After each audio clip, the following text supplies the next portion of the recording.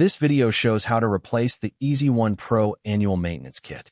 The annual kit includes the one-way valve, the overflow valve, the patient tube, and the filter pack. First, we're going to remove the one-way valve. To remove it, gently twist the component to release it from the latch.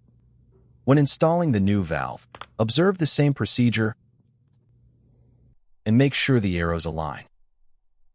Next, remove the old overflow valve by pulling it straight up from the DLCO valve. Similarly, install the new overflow valve and ensure the rear notch is correctly aligned. Next, disconnect the old patient tube from both the DLCO valve and the EasyOne Pro. And when connecting the new component, ensure the correct orientation. The purple threaded connection connects directly to the device. Install the patient tube by pushing it into the connection first and then turn it to engage the threads. When reconnecting the patient tube, tighten it by hand. You will find the filter pack on the back of your EasyOne Pro. To remove it, you will need a Phillips screwdriver. Remove the screw and pull it to the right.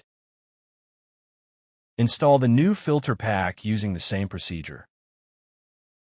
Then secure it in place with the screw.